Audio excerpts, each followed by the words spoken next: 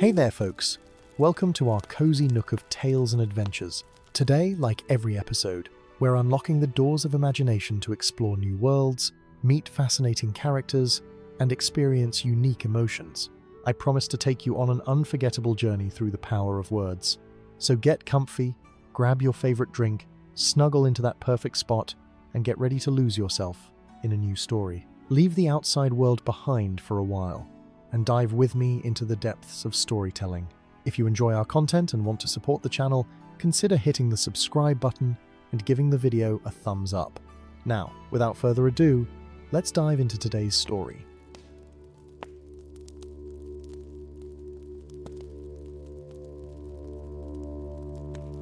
In the days before the great troubles that would one day shake Middle-earth, when the Shire was young and the world seemed wider and wilder than it does now, there lived a hobbit whose name would echo through the generations long after his passing. Gerontius Took, though most folk simply called him the Old Took, was not yet old when our tale begins, but already he possessed that restless spirit that would mark him as different from his more sensible neighbours. Now it is said that in those times, hobbits were even more content to stay close to their hearths than they are today, rarely venturing beyond the borders of their own fields, and certainly not beyond the comfortable boundaries of the Shire itself. But young Gerontius, even as a lad barely past his tweens, would stand at the edge of Tookbra and gaze towards the distant hills with a longing that puzzled his relations and worried his mother terribly.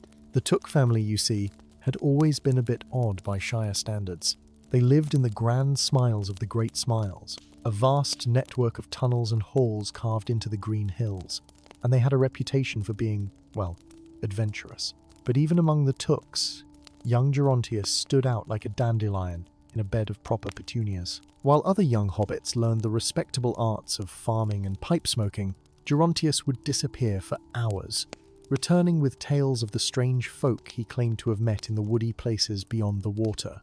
His father, the Thane of the Shire, would shake his head and mutter about the lad having too much imagination, but his mother saw something else in her son's bright eyes, something that both thrilled and frightened her. She would often find him standing at his window long after the candles should have been blown out, watching the stars wheel overhead and listening to sounds that other hobbits never seemed to hear. It was on one particularly fine spring morning when the dew still clung to the grass like scattered diamonds and the birds sang with such vigour that even the sleepiest hobbit could not help but rise early, that Gerontius made a decision that would change the course of his life forever. He was sitting outside the Great Smiles, enjoying his second breakfast, and contemplating whether he might have room for a third, when he noticed something peculiar on the road that wound past Tookbra. A figure was approaching, tall and strange, wrapped in a cloak that seemed to shift colours in the morning light. Now, any sensible hobbit would have hurried inside at the sight of such an unusual traveller, but Gerontius, being who he was, set down his plate and walked to the gate to meet the stranger. As the figure drew closer, Gerontius saw that it was an elf, the first he had ever seen with his own eyes, though he had heard tales of the fair folk all his life. The elf was tall and graceful, with hair like starlight and eyes that held the memory of countless ages. He stopped before the young hobbit and regarded him with an expression that might have been amusement or curiosity. It was difficult to tell with elves. Gerontius, to his credit, did not run or stammer, but stood his ground and offered a polite good morning, as his mother had taught him to greet all visitors, strange or otherwise. The elf spoke then, and his voice was like the sound of wind through autumn leaves, beautiful and somewhat melancholy. He said that he had travelled far from his home in the distant forests, and he brought news that troubled him greatly. In the wild lands beyond the Shire, in places where few hobbits ever ventured, dark things were stirring. Ancient evils that had slept for long years were beginning to wake, and the elf feared that even the peaceful Shire might not remain untouched forever. Gerontius listened with growing fascination, his heart beating faster with each word.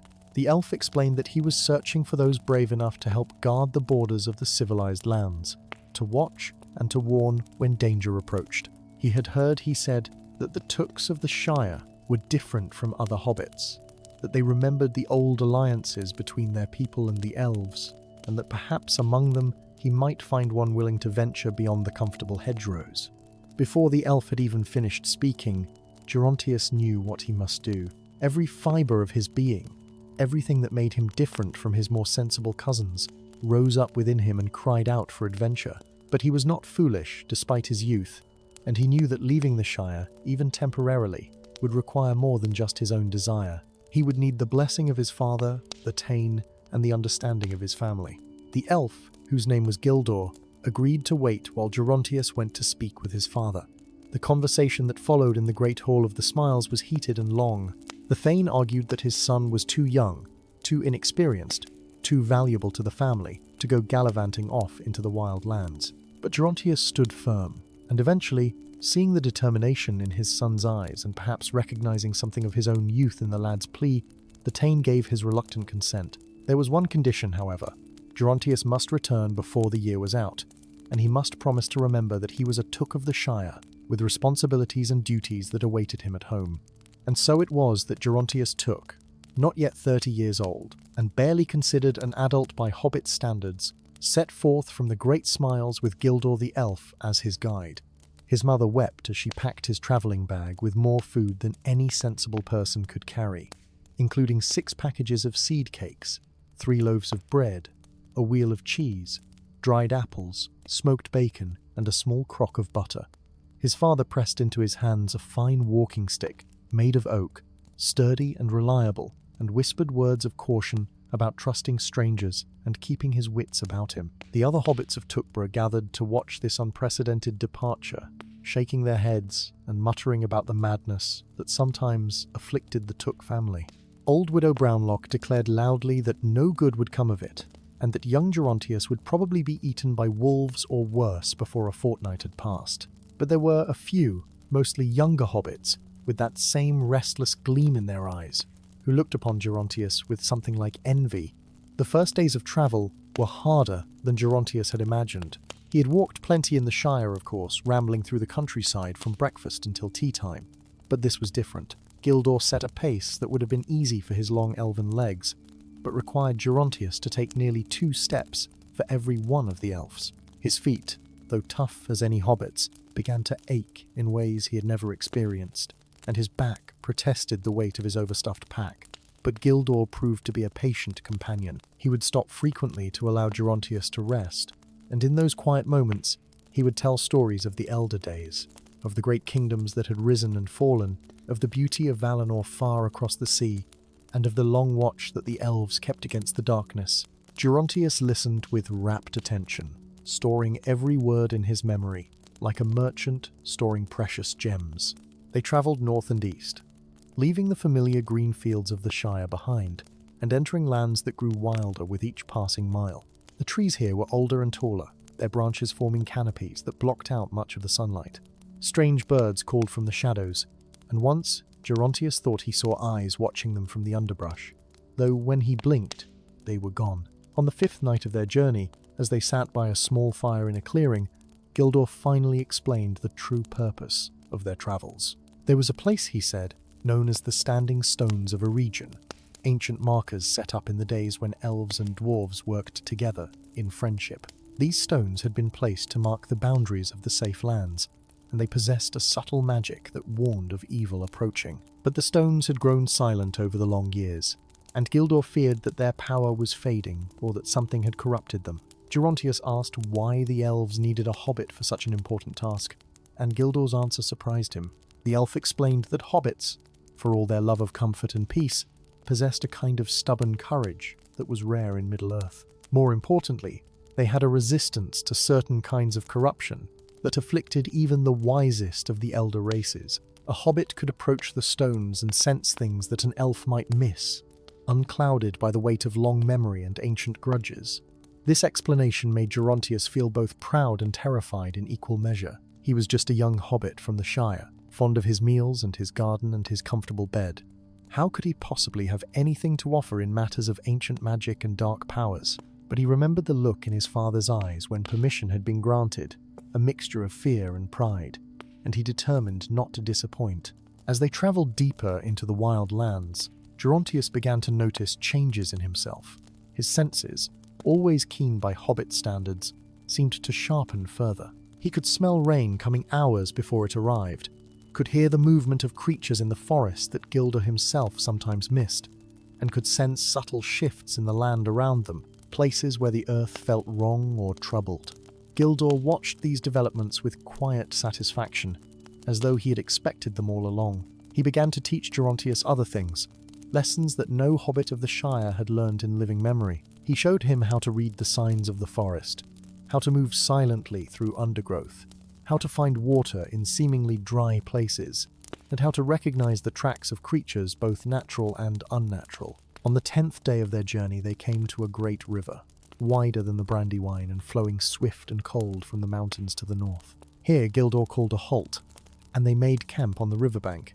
The elf explained that they would rest here for a day, for beyond this point the land grew dangerous, and they would need all their strength for what lay ahead. That night, as Gerontius lay wrapped in his blanket beneath the stars, he thought of home. He pictured the great smiles with its warm fires and full larders, the comfortable routine of Shire life, the predictability of each day following the next, in an endless cycle of meals and seasons. Part of him longed for that safety and simplicity. But another part, a part that was growing stronger with each passing day, thrilled at the adventure before him. The crossing of the great river proved more challenging than Gerontius had anticipated. Gildor had found an ancient ford, a place where the stones beneath the water formed a natural pathway, but the current was still strong enough to make a young hobbit think twice about stepping in. The water was achingly cold, fed by mountain snows that had only recently melted, and it rushed past with a voice that sounded almost like words, though Gerontius could not quite make them out. Gildor went first, his movements graceful and sure, barely disturbing the water as he passed. Gerontius followed more carefully, his walking stick probing ahead with each step, testing the stones before trusting his weight to them. Twice he nearly lost his footing, and once the current grabbed at him with such force that he thought he might be swept away. But each time he managed to steady himself and press onward.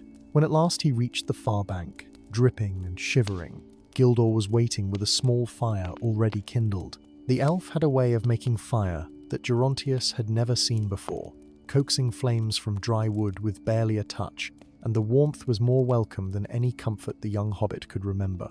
As he dried his clothes and warmed his chilled bones, Gildor spoke of the lands they were now entering. Beyond this river lay a region that few travelers ventured through anymore. Once it had been part of the great realm of Eregion, where elves had dwelt in friendship with the dwarves of Khazad-dûm, creating works of such beauty and craft that their like would never be seen again.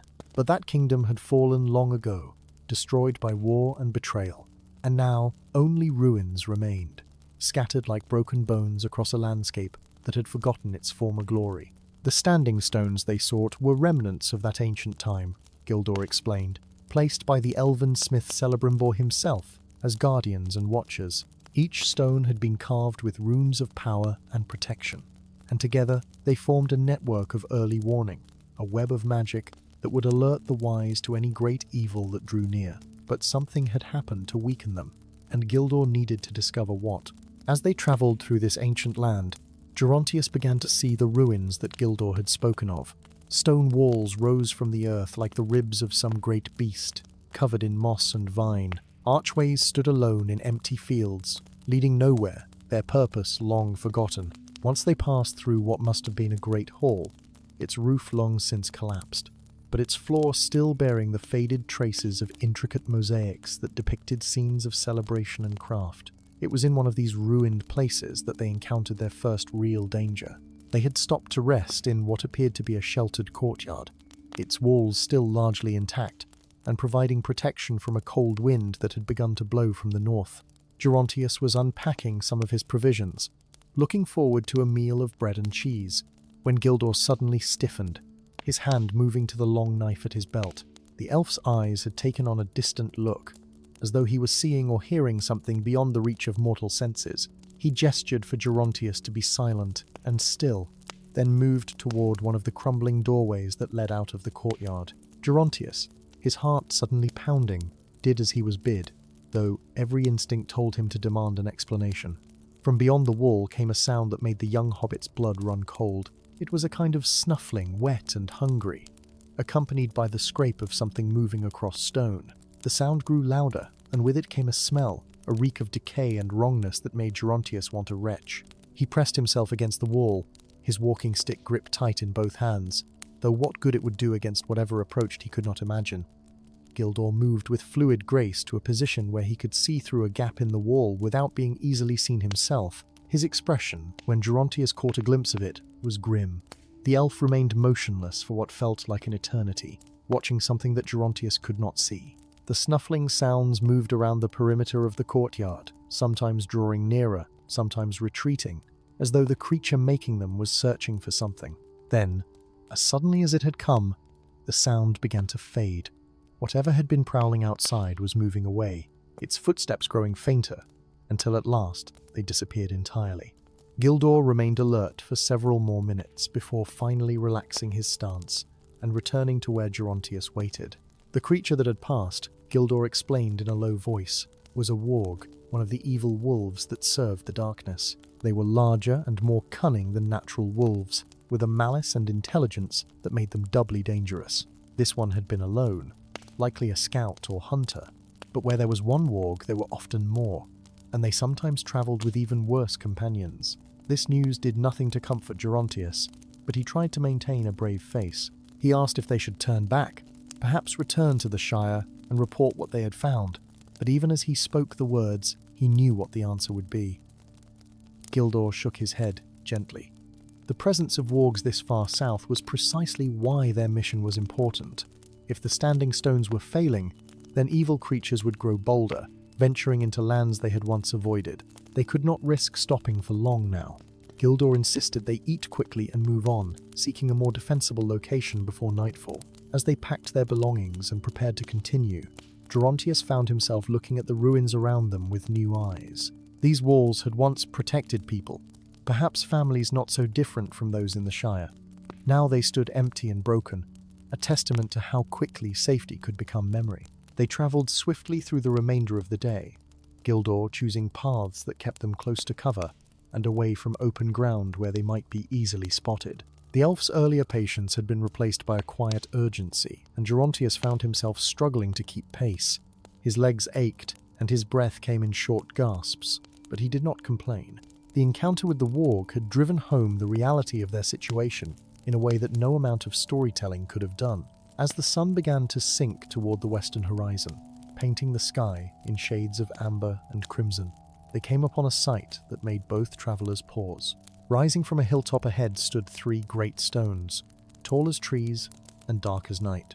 Even from a distance, Gerontius could sense something strange about them, a presence that seemed to pulse through the earth beneath his feet. These were the standing stones of a region, or at least the first of them, and they called to him in a way he could not explain. Gildor's expression was troubled as he gazed upon the stones. He had expected to feel their power from much farther away, he explained, but the song they should have been singing, the constant vigilant hum of their protective magic, was barely a whisper. Something was indeed very wrong. As they climbed the hill toward the stones, the elf moved with increased caution, his eyes scanning the surrounding landscape for any sign of danger. The stones themselves were magnificent up close, despite whatever malady afflicted them.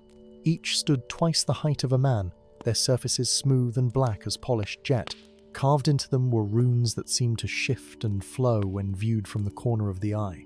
Ancient words of power in a script that predated even the elven kingdoms. Gerontius reached out tentatively to touch the nearest stone, and the moment his fingers made contact, a shiver ran through him that had nothing to do with the evening chill. The stone was cold, far colder than it should have been, and there was a wrongness to it that made his stomach clench. It felt like touching something that was sick or dying, a sensation he had experienced once when helping tend to an old oak tree in the Shire that had been struck by lightning. Gildor watched him closely, noting the way the young hobbit's face paled, and his hand jerked back from the stone. "What did you feel?" Gildor asked, and there was an intensity in his voice that Gerontius had not heard before. The young hobbit struggled to find words for the sensation, finally settling on describing it as a cold emptiness, as though something that should have been present within the stone had been drained away or stolen.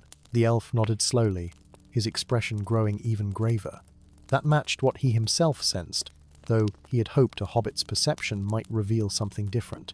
They made camp a short distance from the stones, close enough to keep watch over them, but far enough to avoid the oppressive feeling that emanated from them. Gildor insisted on building only the smallest of fires, barely enough to warm their hands, and he kept his weapons close at hand. Every crack of a twig, every rustle of leaves set his heart racing. He lay wrapped in his blanket, staring up at the unfamiliar constellations and thinking of home. In the Shire, night was a time of peace and rest, when honest hobbits were safe in their beds with doors locked against nothing more threatening than a stray fox or a mischievous raccoon. Here, the darkness held genuine menace, and the very stones that should have protected this land seemed to have become part of the problem. Somewhere in the deepest part of the night, Gerontius finally drifted into an uneasy slumber.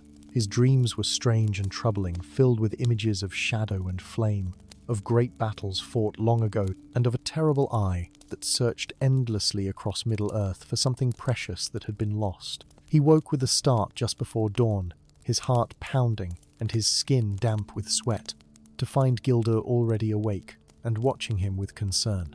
The elf asked if he had dreamed, and when Gerontius described what he had seen, Gildor's expression became deeply troubled. Dreams that came in the shadow of the standing stones were not ordinary dreams, he explained. They were visions, echoes of the past or warnings of the future, and they should not have been possible with the stones in their current weakened state. If Gerontius was receiving such visions, it meant that he was somehow connected to the stones in a way neither of them had anticipated. As the morning light strengthened, revealing the hilltop and the three dark stones in sharp relief, Gildor proposed that they examine each stone more carefully. Perhaps there would be some physical sign of what had gone wrong, some mark or damage that could explain the loss of power. Gerontius agreed, though the thought of touching the stones again filled him with dread. They approached the first stone together, circling it slowly and studying every inch of its surface. At first, nothing seemed amiss beyond the general wrongness they had already sensed.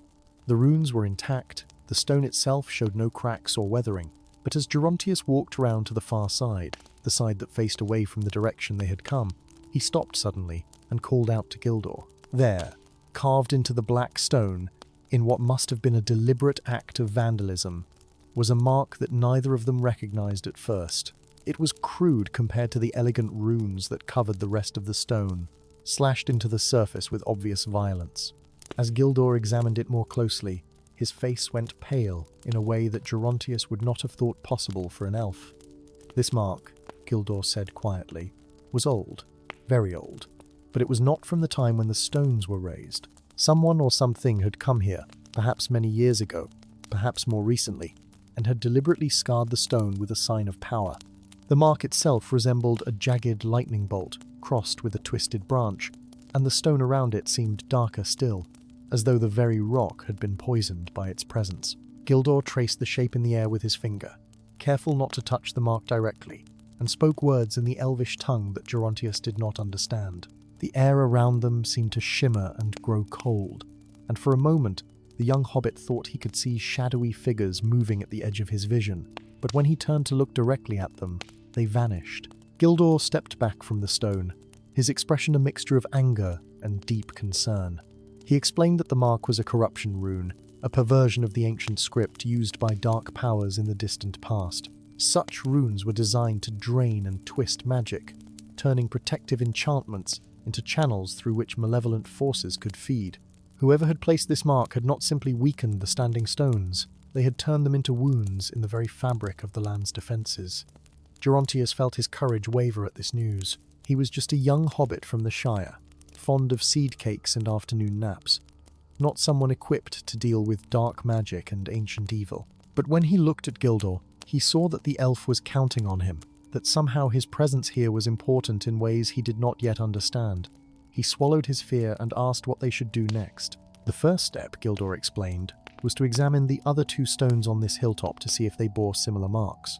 If all three had been corrupted, then the network of standing stones across the region was likely compromised as well, and the task before them was far greater than either had imagined.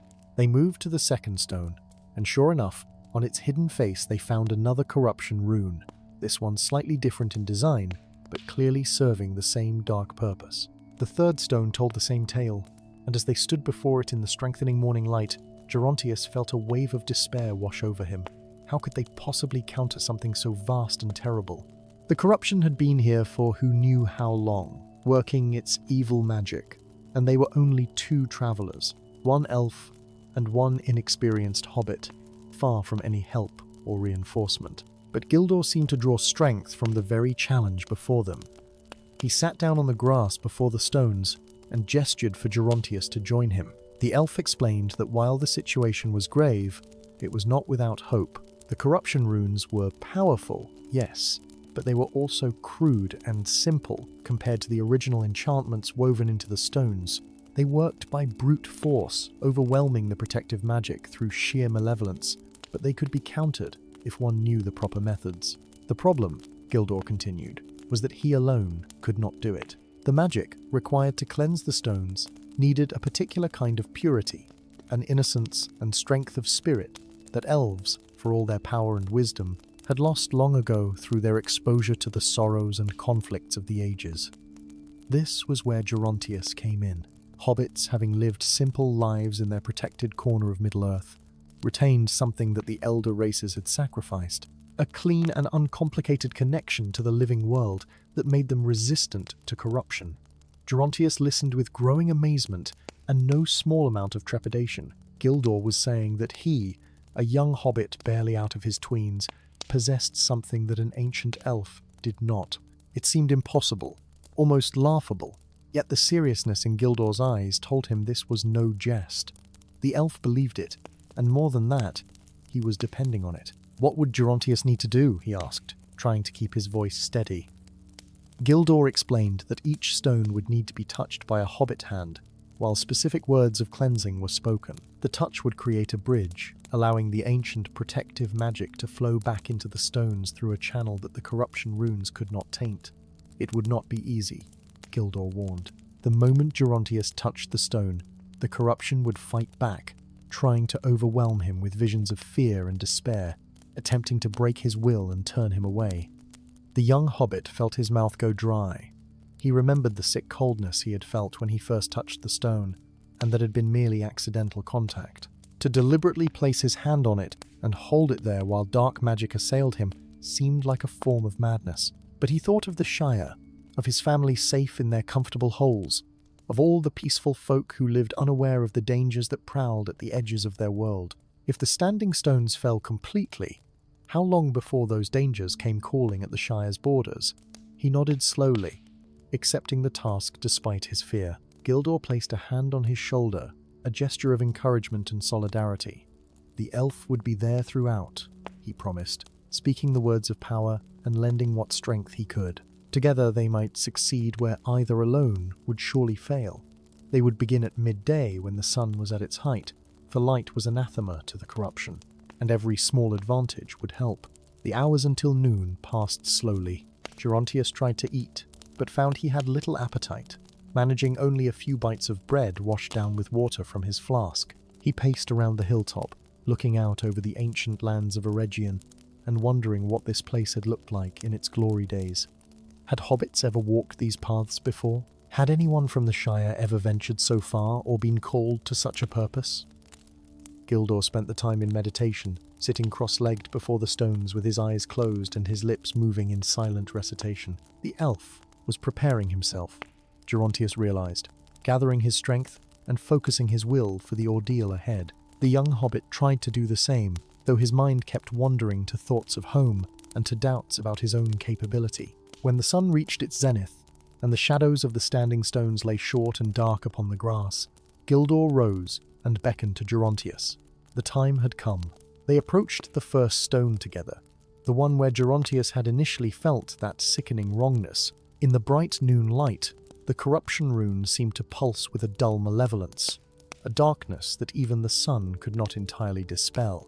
Gildor positioned himself beside the young hobbit, close enough that their shoulders nearly touched. The elf began to sing, his voice rising clear and strong in words that seemed older than the stones themselves, older perhaps than the hills on which they stood. The melody was beautiful and terrible at once, filled with power and memory, and a sorrow that brought tears unbidden to Gerontius's eyes. He did not understand the words, but he felt their meaning resonating in his very bones. As Gildor sang, he gestured for Gerontius to place his hand upon the stone. The young hobbit hesitated for only a moment, then reached out and pressed his palm flat against the cold black surface. The reaction was immediate and overwhelming. A wave of darkness crashed over him like icy water, threatening to drag him under. He saw visions of terrible things, of fire and destruction, of loved ones crying out in pain, of the Shire itself burning and crumbling into ash. His hand wanted to jerk away, every instinct screaming at him to break contact with the corrupted stone, but Gildor's song wrapped around him like a lifeline, giving him something to hold onto in the midst of the darkness. The elf's voice spoke of light and growing things, of spring mornings and clear water, of all that was good and true in Middle-earth. Gerontius focused on these images, using them to anchor himself against the onslaught of fear and despair. Beneath his palm, he could feel something stirring. The ancient magic of the stone was responding to his touch, drawn by the purity that Gildor had spoken of, the simple, honest goodness that hobbits carried in their hearts. It was like feeling a feeble pulse beneath his fingers, the flutter of life in something that had been near death. The corruption fought back, sending fresh waves of nightmare visions, but Gerontius held firm. Time seemed to stretch and warp. He could not have said whether he stood there for minutes or hours. The sun beat down on his back, sweat ran into his eyes, and his arm trembled with the effort of maintaining contact with the stone. Gildor's song never faltered, though Gerontius could sense the strain it was placing on the elf, could feel the power being drawn from Gildor and channeled through their connection. Then, suddenly, something shifted. The pulse beneath his hand grew stronger, steadier.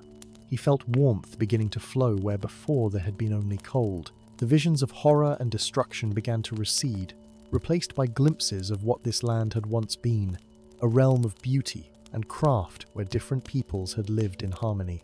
He saw elven smiths working alongside dwarven masters, saw gardens that rivaled anything in the Shire, saw children of all races playing together in peaceful streets. The corruption rune on the stone's surface began to smoke and hiss, the darkness in it burning away like morning mist under the sun. Cracks appeared in its twisted lines, spreading and branching until the whole mark crumbled into dust that was caught by a sudden breeze and scattered across the hilltop. The stone beneath Gerontius's hand grew warm, then almost hot, and a clear, pure light began to emanate from it, rising up into the sky like a beacon. Gildor's song reached a crescendo and then gently faded, the last notes hanging in the air like the memory of bells. Gerontius staggered back from the stone, his legs suddenly weak, and would have fallen if the elf had not caught him. He felt drained, exhausted in a way that had nothing to do with physical tiredness, as though something essential had been poured out of him during the cleansing. But as he looked at the stone, he felt a surge of triumph that washed away the fatigue. The corruption was gone, burned away by forces he did not fully understand, but had helped to channel. The stone now sang, a clear, vibrant note that he could feel in his chest, and its light shone steady and bright. 1/3 of their task was complete. Gildor lowered him gently to the grass and offered him water from his own flask. The elf's face was drawn with weariness, and Gerontius realized that the ordeal had taken much from both of them. They would need to rest before attempting the second stone, Gildor said, though they could not afford to wait too long. The cleansing of the first stone would have been felt by anything sensitive to magic for miles around, and not all such beings would be pleased by what they had accomplished. They sat together in the shadow of the cleansed stone, sharing what remained of the provisions Gerontius had brought from the Shire. The bread and cheese, simple fare that would have seemed ordinary at home, tasted like a feast to the exhausted travelers. As they ate, Gerontius noticed that the oppressive feeling that had hung over the hilltop was lifting. The air seemed clearer, the colours brighter, as though a veil had been pulled aside to reveal the world as it truly was. Birds began to appear, landing in the grass nearby and singing cheerfully. A rabbit hopped past, showing no fear of the two resting figures. These simple signs of returning life heartened Gerontius more than any words could have. What they were doing mattered, truly mattered, and the land itself was responding to their efforts. After an hour's rest, Gildor rose and stretched, testing his strength. He declared himself ready to continue, and though every part of Gerontius wanted to lie in the grass and sleep for a week, he forced himself to stand as well. The second stone loomed before them, and Gerontius could already feel its corruption calling out like a wound in the world. This stone seemed worse than the first, its darkness deeper and more aggressive. Perhaps, Gildor mused, the corruption had been feeding on itself, growing stronger in the presence of the other tainted stones, and now that one had been cleansed, The remaining corruption was concentrating itself in what remained. They took their positions as before, Gildor close beside the young hobbit, ready to lend his strength through song and will. But as Gerontius reached toward the stone, a sound made them both freeze. From somewhere down the hillside came a howl, long and mournful, and filled with a hunger that had nothing to do with empty bellies. It was answered by another howl, and then another, until the air seemed filled with the voices of hunting beasts. "Wargs," Gildor said grimly. "They have sensed what we do here and come to stop us. We must hurry now, for if they reach us before the stone is cleansed, all will be lost."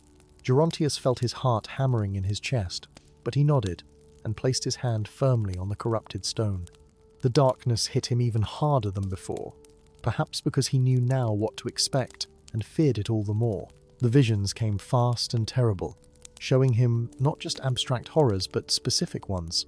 His mother weeping over his grave, his father aged and broken by grief, the great smiles falling into ruin. Gildor's song rose to meet the darkness.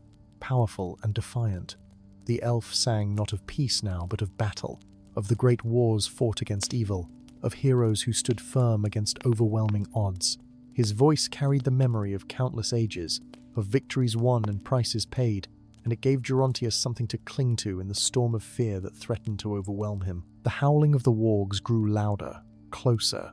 Gerontius could hear them now climbing the hill, their claws scrabbling on stone and their breath coming in excited pants. Still, he held his hand to the stone, feeling the ancient magic stirring beneath his touch, responding to his call but so slowly, so painfully slowly. The corruption did not want to release its grip, and it fought him with every means at its disposal.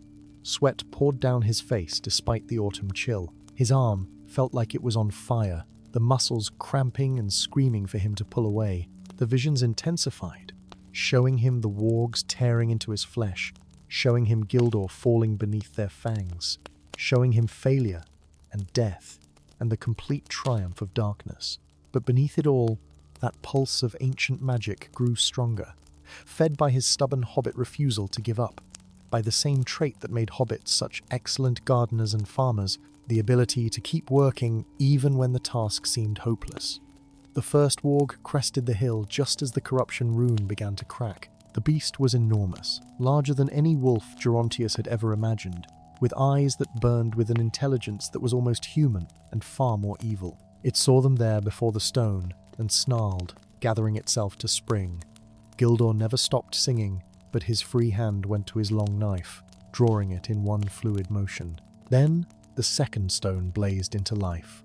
Light erupted from it like a pillar of flame reaching toward the sky, and the corruption rune shattered with a sound like breaking glass. The light washed over the charging warg, and the creature screamed, a sound of rage and pain mixed together.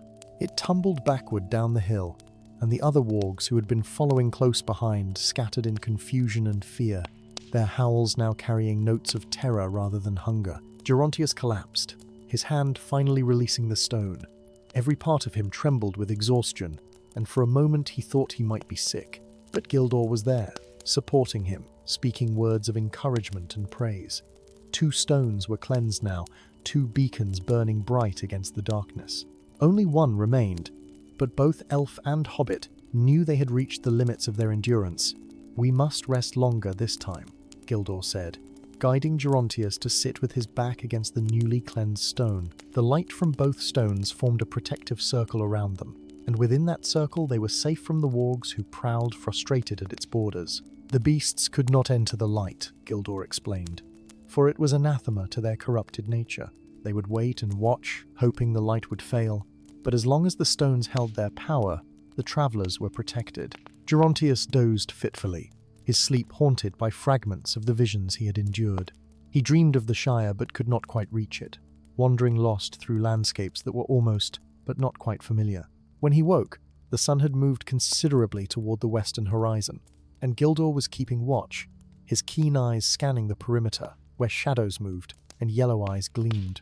The elf had been thinking while Gerontius slept, and he shared his concerns now. The third stone would be the hardest yet, for the corruption would be desperate, knowing it faced its final stand. Moreover, they were both weakened, and the wargs would be waiting for any sign that the protective light was failing. They would need to be swift and sure when they made their attempt, giving the corruption no time to mount an effective defense. Gerontius listened and nodded, though inside he wondered if he had the strength for one more ordeal. His hand still tingled strangely from touching the corrupted stones, and he felt hollowed out, as though something vital had been scraped from inside him. But he thought of all the people depending on these stones, not just in the present, but in the future. All the generations who would live safer lives because of what happened here on this hilltop. As the afternoon wore on, they prepared themselves as best they could. Gildor taught Gerontius some breathing exercises that elves used to center themselves before difficult tasks. The young hobbit found them surprisingly helpful, feeling his racing heart slow and his scattered thoughts begin to gather. They waited until the sun hung low in the western sky, painting the land in shades of gold and amber. Gildor believed that twilight, that liminal time between day and night, might give them an advantage, for it was a time of transition and change. When the barriers between different kinds of magic grew thin, the wargs had grown quieter as the afternoon progressed, settling into a patient watch, but their presence was a constant threat, lurking just beyond the circle of light.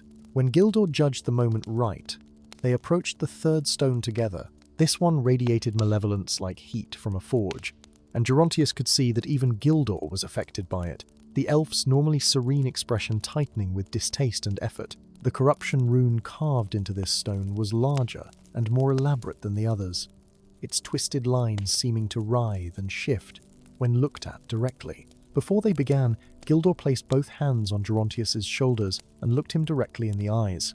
The elf spoke seriously, explaining that this final cleansing would test them both to their very limits. The corruption would throw everything it had at them, and there might come a moment when giving up seemed not just wise but necessary. If that moment came, Gildor said, Gerontius must remember why they were here, must hold in his heart the image of everything worth protecting.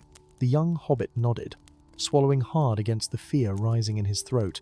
He thought of his mother's gentle smile, of his father's quiet strength, of lazy summer afternoons in the Shire when the biggest worry was whether there would be enough strawberries for tea.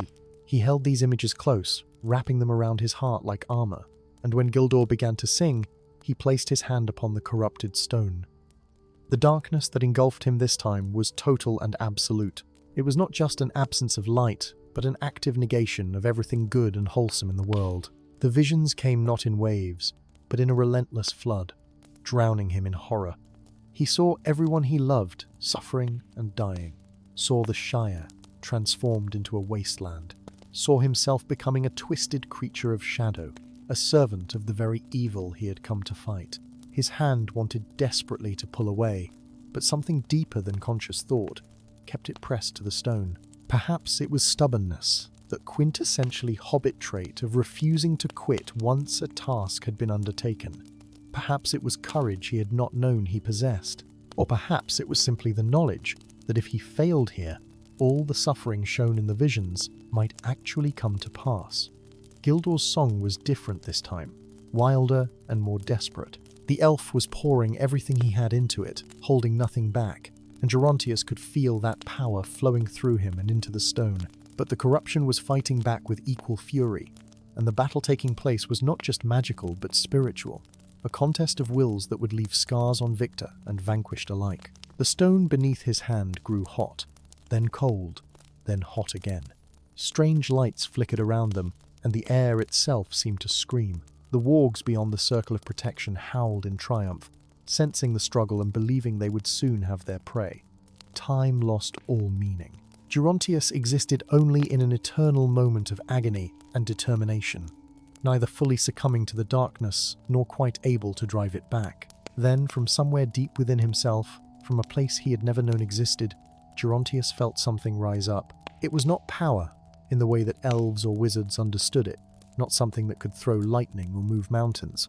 It was simpler and perhaps more profound, the accumulated strength of thousands of years of hobbit life, of tending gardens and raising families, of choosing contentment over glory and peace over power. It was the strength that had allowed his people to endure in their quiet corner of Middle-earth, while great kingdoms rose and fell around them. It was the resilience of grass that bent before storms but never broke, of seeds that waited years in cold earth before finally sprouting. It was ordinary, and extraordinary at once, and as it flowed from him into the stone, the corruption recoiled as though burned. Gildor's song soared, sensing the shift in the struggle. Feeding this new force with all the power at his command, the elf sang of the Shire now, of its simple beauties and quiet joys, of everything that made it worth defending. His voice wove together with the force flowing from Gerontius, and together they became something greater than either could achieve alone. The corruption rune blazed with black fire, fighting its extinction with everything it possessed. For a heartbeat, the outcome hung in balance, and Gerontius felt himself wavering, his strength nearly spent. Then he thought of his mother making seed cakes in their kitchen, humming an old tune while flour dusted her hands, and that small perfect memory was somehow enough. The balance tipped, the corruption rune shattered with a sound like thunder, and light erupted from the third stone with such brilliance that Gerontius had to close his eyes against it. The force of the cleansing threw him backward, and he would have struck his head on the ground if Gildor had not caught him. The wargs beyond the light screamed in dismay and fled down the hillside, their howls fading into the distance. For a long moment, Gerontius could neither move nor speak. He lay in Gildor's arms, stunned by the magnitude of what they had accomplished. All three stones now blazed with clean, pure light, their song rising into the twilight sky, calling out to other stones in the network, re-establishing connections that had been severed by corruption. The hilltop felt transformed, no longer a place of lurking menace, but a sanctuary of peace. Gildor was speaking, but at first the words did not penetrate Gerontius's dazed mind. Gradually, however, he began to understand. The elf was thanking him, praising his courage and his strength, saying that what he had done here would be remembered and honored.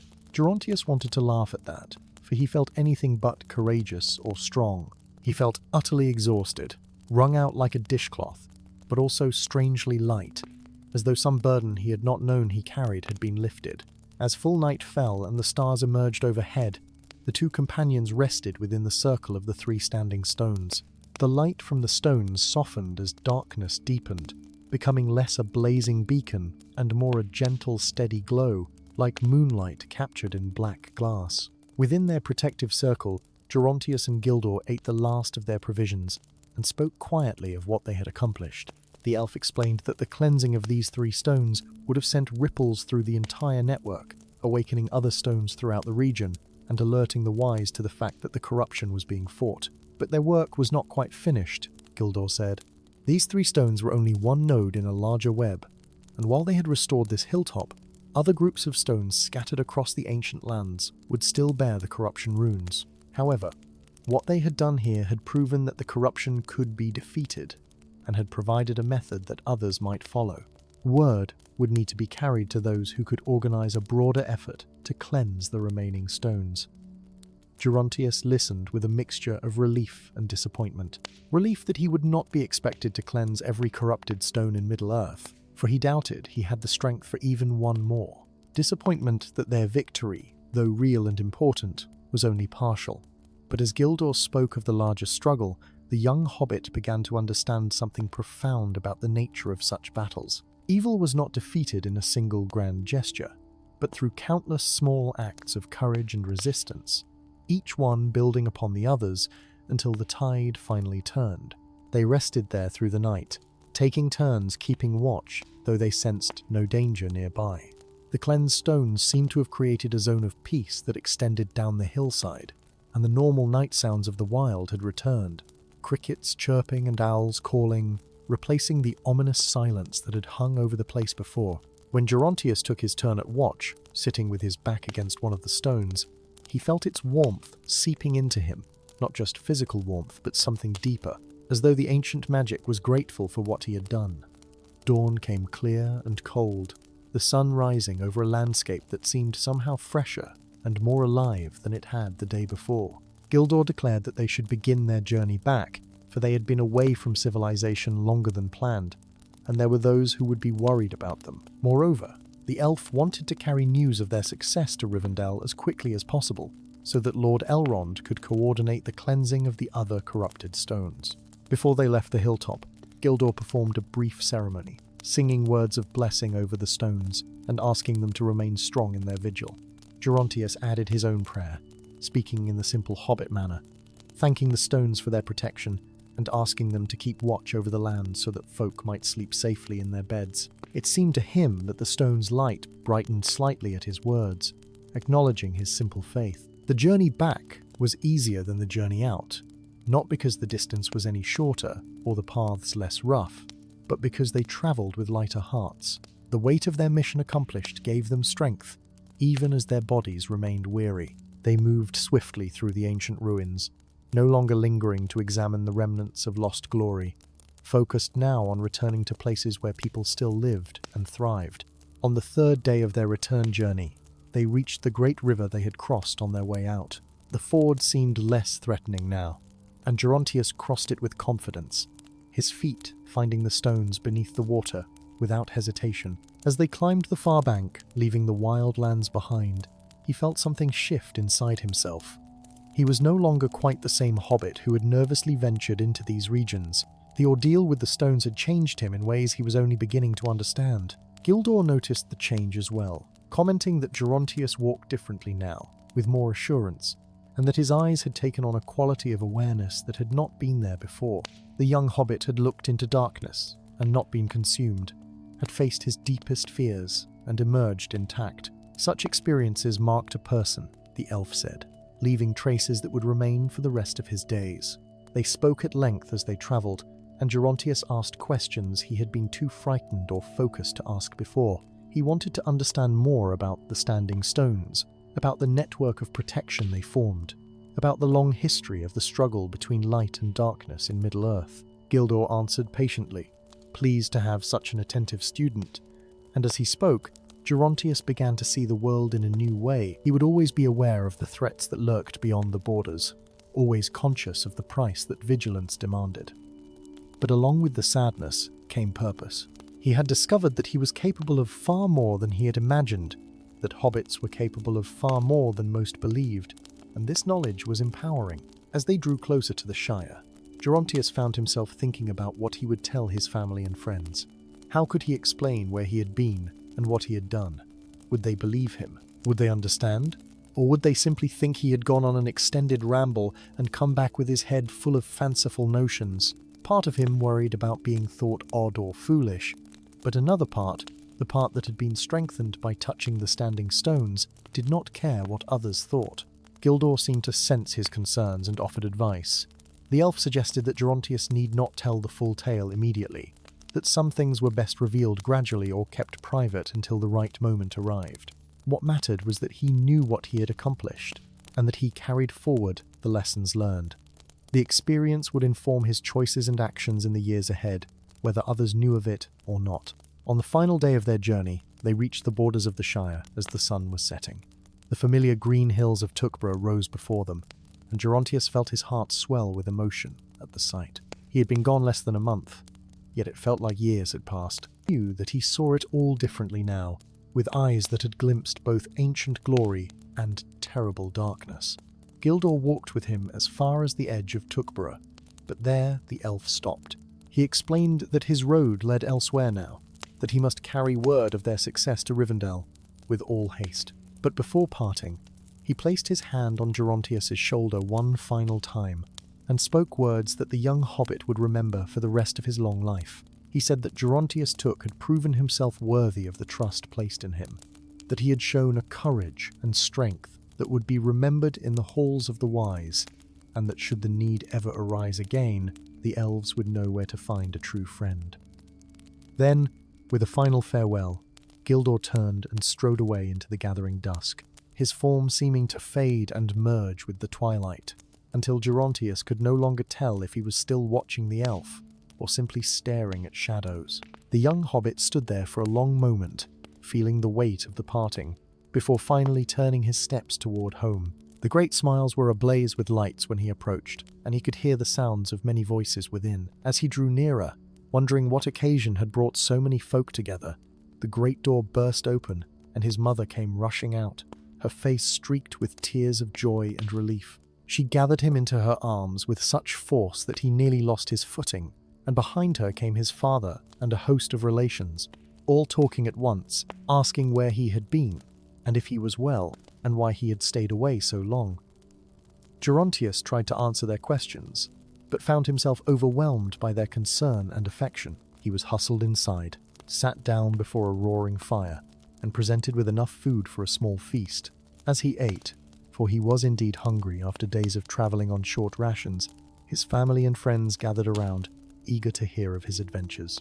He told them a simplified version of the tale, speaking of traveling with an elf into the old lands beyond the borders, of seeing ancient ruins and helping to restore something that had been broken. Some of the assembled hobbits nodded sagely, as though such things were quite normal and to be expected. Others looked skeptical, clearly thinking that young Gerontius had perhaps been out rambling for a few weeks and had come back with an overactive imagination. But a few, mostly the younger hobbits with restless spirits of their own, listened with shining eyes and asked eager questions about the world beyond the Shire.